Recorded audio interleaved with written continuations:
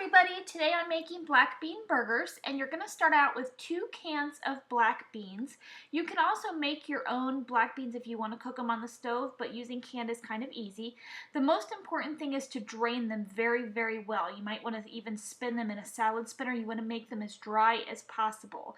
And then once you've done that, you're just going to mush them down with like a potato masher, and you want to make sure they don't look like beans anymore. They're not a nice big mush like that. And while you're doing that, you can go ahead and roast 2 ears of corn in the stove for about 30 minutes at 350. And then you're going to take a bunch of cilantro, a red pepper, and then an onion. You can also use scallions or red onion. That's up to you. I had a white onion on hand, but you can use whatever you prefer. And you're going to cut them all up and then put them in the food processor till they look kind of like a salsa. So once you've done the pepper and the onion, you add in the cilantro, and you want to grind that down as well. And then by that time, your corn should be done. So you're going to go ahead and cut the corn off of the cob like that. And then go ahead and mix the corn into your black bean mash. You don't need to cut the corn down any further than that. So then once you've got your cilantro mixed in, you see all that liquid? You do not want to add the liquid into your mash. You want to kind of just spoon it over because you want to keep your burgers as dry as possible because you want them to hold their shape. If they get too liquidy, they won't hold their burger shape. Then you get to your seasonings, and this is all personal preference. You can use adobo, you can use cumin, garlic powder, sriracha if you want some heat, chipotle sauce, salt and pepper.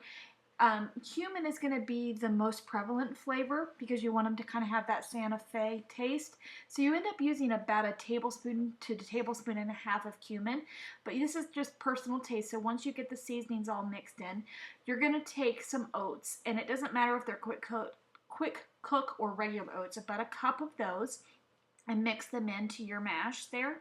And you're going to use 2 eggs, and that's all going to be your binding agent to help the burgers hold their shape. So once you've got that all done, you're going to take wax paper and put them on cookie sheets. This is going to make approximately 8 burgers, so you need 2 cookie sheets. And then you're just going to get in there with your hands and work it all together, mash it all together, kind of like you're making a meatloaf. And you're going to make sure all the ingredients are blended well, and then you're going to go ahead and form your patties.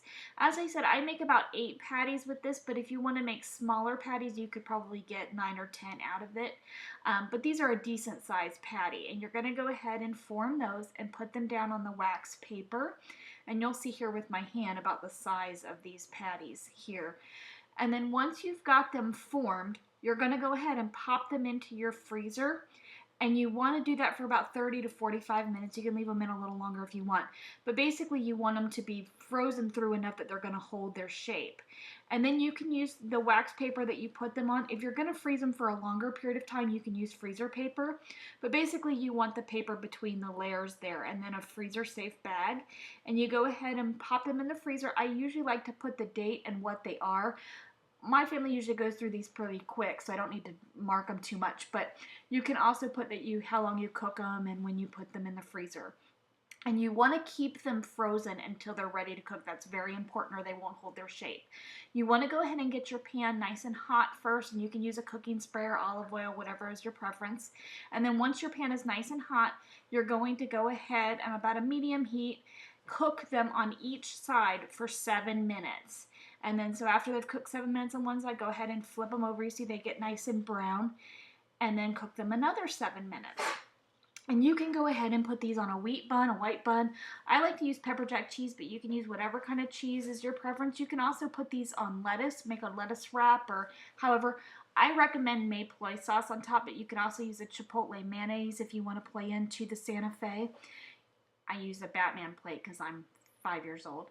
And then about a minute or 2 before it's done cooking, go ahead and put the cheese on there to melt your cheese. And you can top this with lettuce, tomato, guacamole, whatever you like. And there you have a delicious bean burger. Thanks so much for watching. I hope you enjoyed it.